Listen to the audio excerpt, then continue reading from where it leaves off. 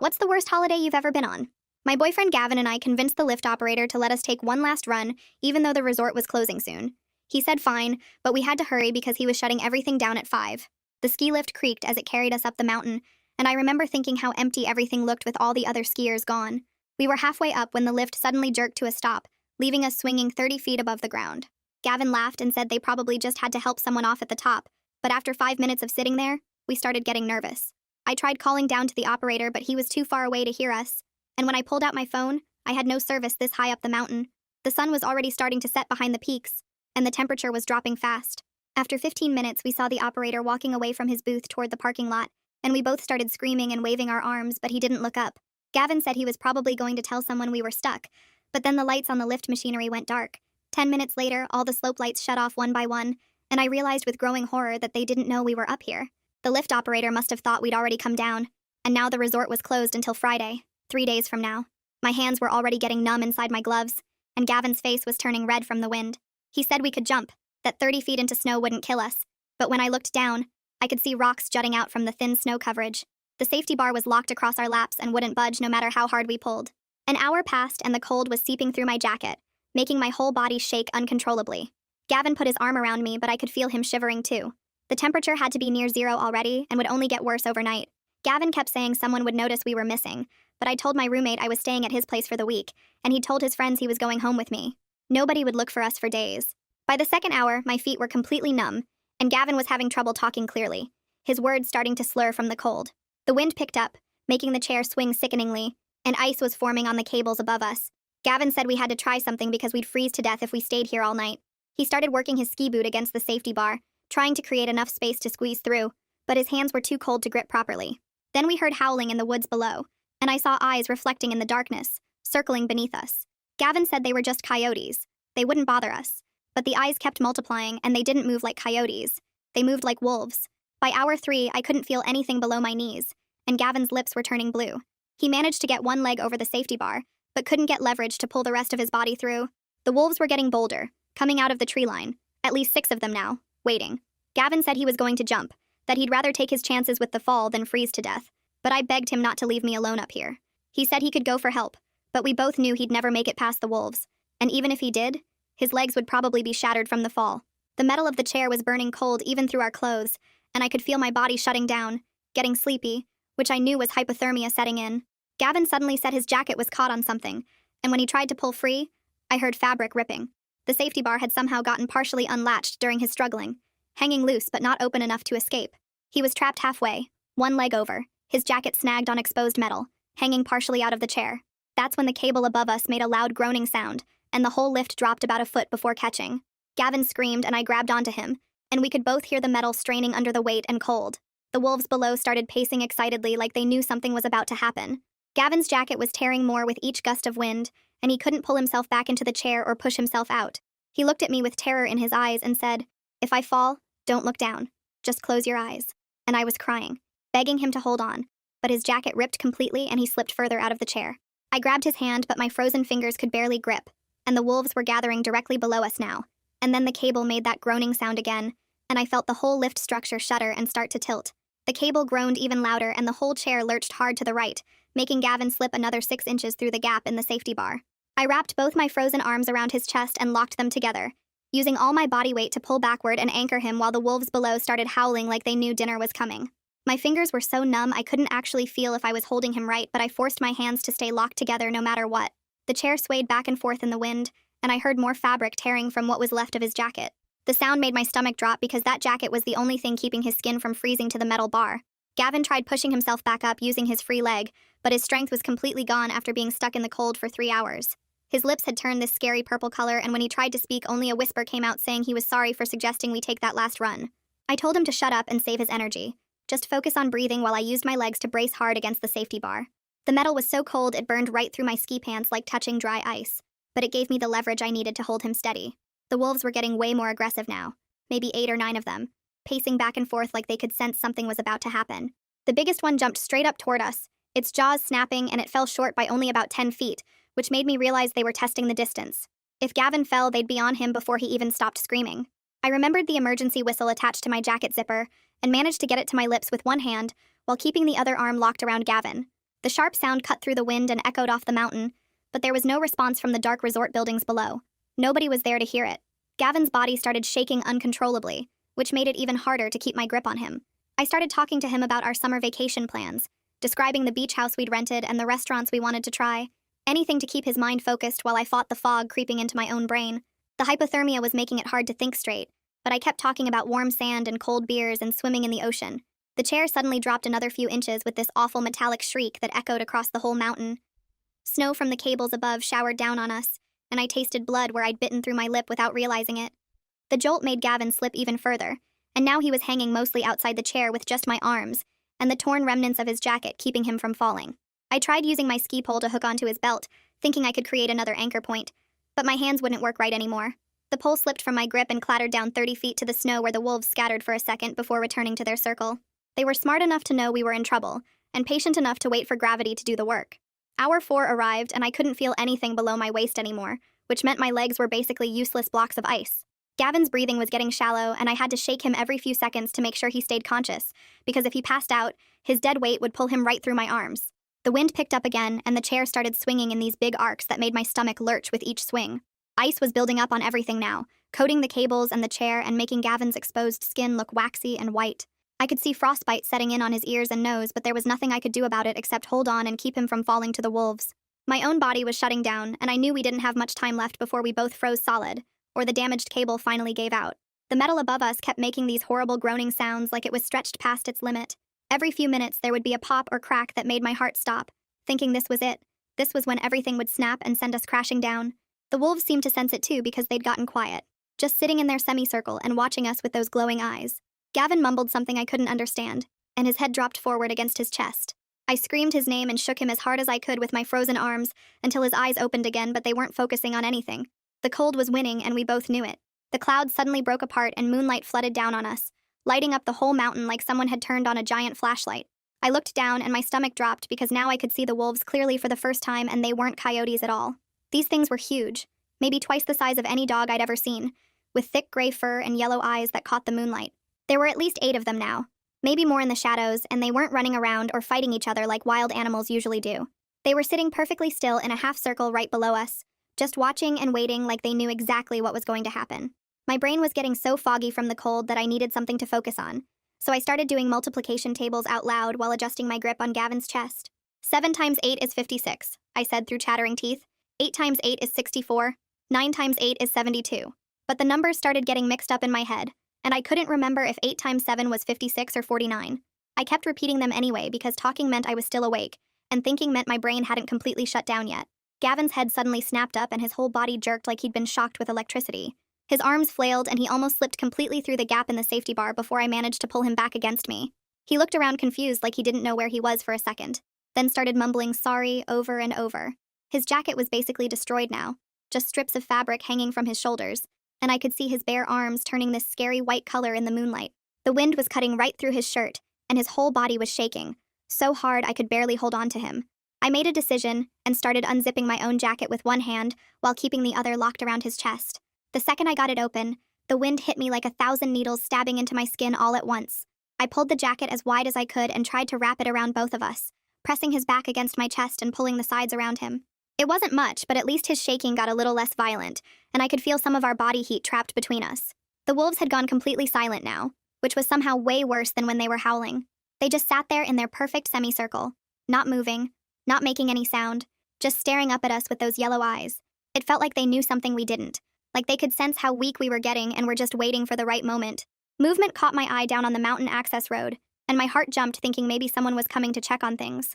I could see a light moving along the road, and I started yelling even though I knew nobody could hear me from this far away. But then the light swept across the parking lot in the same pattern I'd seen earlier, and I realized it was just the automatic security system doing its regular sweep. Nobody was coming to save us. Gavin started mumbling something, and at first I couldn't understand him. But then I heard him say something about his mom's birthday being next week. His words were all slurred and quiet, but he kept saying he promised he'd be there, and he couldn't miss it. I told him we'd definitely make it to his mom's birthday, and started describing the cake we'd get her. Chocolate with vanilla frosting, because that's what she always liked. I talked about the restaurant we'd take her to and the present we'd already bought, anything to keep him talking and breathing and awake. The cable above us made a new sound, different from the groaning we'd been hearing all night. This was more like a twanging sound, like when you pluck a guitar string that's tuned too tight.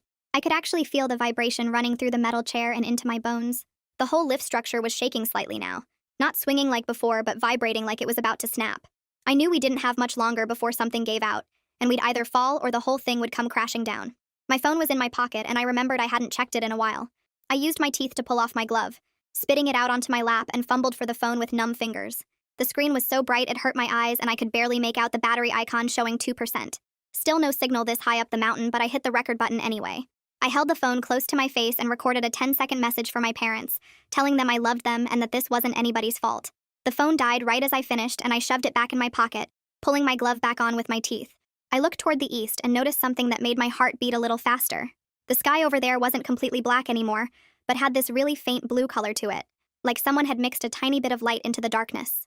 Dawn was coming, which meant the morning crew would be here in maybe an hour or two. If we could just hold on that long, if the cable didn't snap and Gavin didn't slip and we didn't freeze solid, someone would spot us when they came to open the resort. But just as I started to feel that tiny bit of hope, Gavin's whole body went limp against me, and his head dropped forward onto his chest. I shook him hard and slapped his face with my free hand. First soft, then harder, until his eyes opened halfway, and he looked at me like he didn't know who I was or where we were. His pupils were huge and unfocused, and when he tried to talk, nothing came out except this weird mumbling sound that scared me more than anything else that night. I kept shaking him and talking loud right in his ear about how we were almost there. Help was coming. Just stay awake a little longer. Down below us, one of the wolves broke away from the group and started moving different from the others. Not just pacing, but walking with purpose toward the base of the lift tower. It stopped right at the metal support beam and stood up on its back legs, putting its front paws against the tower like it was testing if it could climb, and the other wolves watched with their heads tilted like they were learning from it. The wolf dropped back down and circled the tower twice before trying again, this time getting its claws into some of the lower crossbeams, and I felt my stomach drop because if they figured out how to climb, we were done for. That's when I remembered the emergency flare I'd seen sticking out of Gavin's backpack earlier when he was looking for his phone. The backpack was still on his shoulders, but to reach it, I'd have to let go of him with at least one hand, maybe both, and he was barely staying in the chair as it was. I tried reaching around him with one arm while keeping the other locked around his chest, but I couldn't get the zipper open with my numb fingers. The wolf at the tower base was getting higher now, maybe 6 feet up, using the diagonal support beams like a ladder. Just then, the wind completely stopped like someone had flipped a switch, and in that sudden quiet, I heard something that made my heart jump. It was a mechanical sound, like an engine, coming from somewhere down the mountain. Way too early for the resort to open, but maybe someone was doing maintenance or checking something before the crowds arrived. I grabbed the whistle still hanging from my jacket and blew 3 short blasts. The pattern everyone knows means help, and without the wind, the sound carried far, bouncing off the mountain walls and echoing back at us. The wolves all turned their heads toward the sound, and the one on the tower dropped back to the ground, but they didn't run away, just stood there watching and waiting. Gavin started talking again, but this time it was worse because he was looking past me at something that wasn't there, saying his grandfather was here to take him home. His grandfather had been dead for 2 years, and I knew from my wilderness first aid training that hallucinating dead relatives meant his core temperature was dangerously low, maybe past the point of no return. I shook him harder and yelled right in his face to stay with me, told him his grandfather wasn't here, it was just us, but he kept reaching out toward nothing with this peaceful smile on his face. The chair made a horrible metal screaming sound and dropped at least another foot, tilting so steep now that Gavin started sliding right through the gap where the safety bar was twisted. Only my arms locked under his armpits kept him from falling completely through, and I could feel my grip getting weaker every second. The mechanical sound was definitely getting louder, and I recognized it now as a snowcat, one of those big machines they use to groom the ski runs. I tried to wave, but both my arms were wrapped around Gavin, and if I let go even for a second, he'd fall for sure. My helmet had a small LED light on it for night skiing, and I started clicking it on. And off with my chin against the button. 3 short, 3 long, 3 short, over and over. The SOS pattern my dad taught me when I was a kid. The tiny light beam seemed so weak against the huge dark mountain, but it was literally the only thing I could do while holding Gavin. The snowcat engine sound stopped somewhere near the base lodge, and I saw headlights sweep across the lower slopes as it turned. The driver was checking the trails, making sure they were ready for opening day, and his name was Craig Peterson, according to his schedule that I'd seen posted in the lodge yesterday when we checked in. Craig's lights swept back and forth across the runs in a regular pattern, and I kept clicking my helmet light, praying he'd notice the tiny flashing up here on the deadlift. The wolves had spread out again, some watching us, some watching the lights below, all of them still waiting for whatever was going to happen next. Craig's headlights swept across the lower slopes one more time, and that's when they caught something weird. My ski stuck upright in the snow with the pole strap whipping around in the wind like some kind of makeshift flag. He stopped the snowcat and climbed out to check what the hell someone's equipment was doing planted in the middle of the run. And when he looked up toward the dark lift line, he must have seen our tiny helmet light still blinking its SOS pattern, because he grabbed his radio so fast he almost dropped it. The static crackled, and I could hear his voice echoing up the mountain as he called base operations about possible skiers trapped on the North Face lift, and within minutes the whole base lodge lit up like Christmas morning. More snowcats started moving, and I saw flashlight beams bouncing as people ran between buildings. And then the most beautiful sight in the world appeared when Riley Hooper's patrol truck came flying up the access road with its emergency lights spinning. She jumped out with binoculars and found us immediately, waving to let us know help was coming while barking orders into her radio for the emergency lift operator and medical support to get here right now. The lift machinery suddenly groaned to life, and the chair lurched forward about 6 inches before stopping again with a horrible grinding noise that made the whole cable shake.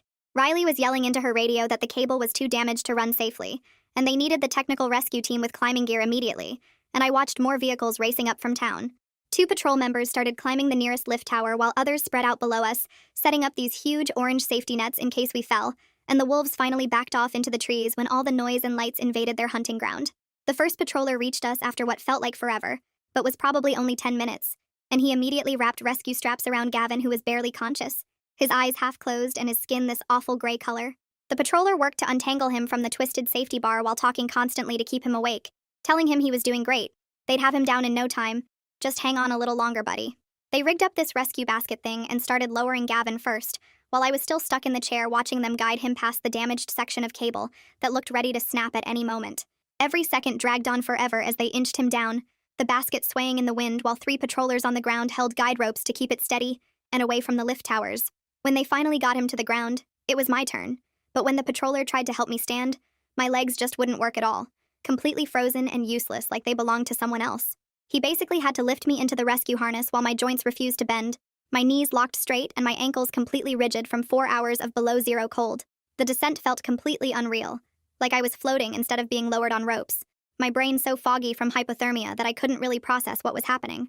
Multiple hands grabbed me the second I reached the ground, wrapping me in these special thermal blankets that felt like they were burning my skin even though I knew they were just warm. They loaded me onto a snowmobile and raced toward the warming hut where Veronica Luna was already working on Gavin, checking his vital signs with quick, efficient movements. She stuck a thermometer under his tongue and her face got serious when she read it. 89 degrees core temperature, which she said was dangerously low. Stage 3 hypothermia. Mine was 91, which wasn't much better, but at least we were both responsive when she shined a light in our eyes and asked us basic questions like our names and what day it was. The warming process had to be slow and controlled because heating us up too fast could cause cardiac arrest. So they wrapped us in special heating blankets that gradually raised our temperature, while IV bags pumped warm fluids into our arms. Gavin kept trying to apologize through chattering teeth, but I squeezed his hand to let him know it was okay. We were alive. That's all that mattered right now.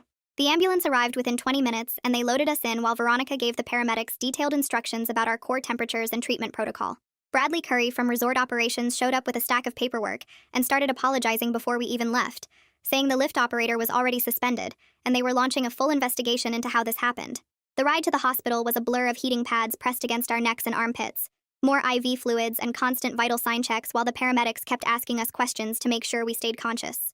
At the emergency room, they continued the gradual rewarming process, while running tests for frostbite damage and other cold-related injuries that might not show up immediately. Over the next week in the hospital, feeling slowly came back to our feet and hands, though some numbness stayed, especially in our toes, which the doctor said might be permanent.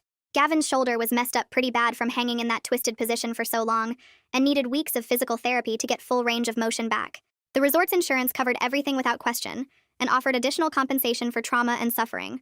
Plus, they implemented new end-of-day sweep procedures to make sure no one ever got left on a lift again. They also installed emergency phones in every 5th chair, and upgraded their communication systems so people could call for help from anywhere on the mountain. 3 months after everything happened, I was sitting in our therapist's office watching Gavin trace patterns on the armrest, while we talked about that night on the lift. The cold still made both of us jumpy, and I'd wake up sometimes thinking I was back in that chair, but the nightmares were getting less frequent, and the therapy was helping us work through what we'd survived together. My toes still had this weird numbness that the doctor said might never go away completely, and Gavin's shoulder clicked when he moved it certain ways from hanging in that twisted position for so long. But we were alive, and that's what mattered. The resort had paid for everything without us even having to ask. All the medical bills. And therapy sessions plus extra money for what they called pain and suffering, and Bradley kept calling to check on us and apologize even though we told him it wasn't his fault personally. They'd changed everything about how they closed the mountain now, with 2 people checking every lift and new emergency phones installed in every 5th chair, so nobody could ever get stuck like we did again. Spring came and we decided to take a vacation somewhere warm, as far from mountains and snow as we could get. So we booked a week in Mexico at this little beach resort where the biggest danger was getting too much sun. We were walking on the beach one evening when Gavin stopped suddenly and got down on one knee right there in the sand, pulling out a ring box while I stood there shocked and crying. He said that night on the lift showed him what really mattered and he didn't want to waste any more time. And of course I said yes because we'd already been through the worst thing imaginable together. The wedding planning helped distract us from the trauma and gave us something positive to focus on, picking flowers and cake flavors instead of thinking about wolves and frozen metal. Summer arrived and Gavin suggested we go back to the mountain. Not to ski, but just to see the place in daylight without snow, to face it together and maybe get some closure.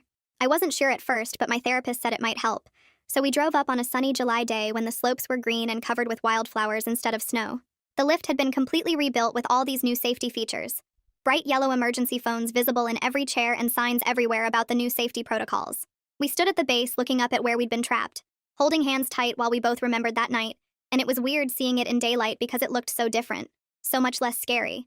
The spot where the wolves had circled was just a grassy meadow now with a hiking trail running through it, and the lift tower we'd hung from had been reinforced with extra supports.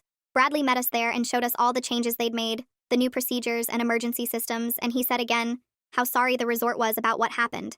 We told him we understood it was an accident, a terrible combination of mistakes and bad timing, and that we didn't blame anyone personally, even though we'd never ski again. The insurance money had been enough to pay off Gavin's student loans and put a down payment on a small house, so something good had come from the worst night of our lives. We picked a wedding date for the following spring, far from any mountains, at a beach venue where the only ice would be in the drinks. Gavin's shoulder was mostly better after months of physical therapy, though he still couldn't lift his arm all the way above his head, and my feet would go numb if I stood in one place too long. The therapist said we'd probably always have some effects from that night, both physical and mental, but we were learning to live with them and support each other through the bad days. Sometimes I'd catch Gavin staring at nothing, and I'd know he was back on that lift in his mind, and he'd do the same for me when I'd start shaking for no reason. We got a dog that summer, a big golden retriever who loved to sleep between us, and seemed to know when one of us was having a nightmare, nudging us awake with his wet nose. The wedding invitations went out in the fall, simple beach-themed cards with no mention of winter or mountains or anything cold. Our families knew the whole story by then, and everyone was just happy we'd survived, though Gavin's mom still cried every time she thought about how close she'd come to losing her son. We started taking self-defense classes together, not because we expected to fight wolves again, but because it made us feel more in control, less helpless. The instructor didn't know our story, and we didn't tell him, just worked on building our strength back up and learning to trust our bodies again. Winter came around again, and we stayed inside mostly, watching movies and cooking together, avoiding anything that reminded us of that night. The wedding was 4 months away, and we were both excited and nervous, ready to start this new chapter but still dealing with everything we'd been through. Standing at the base of that rebuilt lift in summer, we'd made a promise to each other to focus on the future instead of the past, to build something good from what had happened. We were getting married in May, on a beach where it would be warm and safe, and we were both completely fine with never seeing snow again. Well, there's the conclusion nobody was begging for. If you made it this far, either you're really dedicated or really bored. Either way, you're stuck with me now. Might as well subscribe and make it official.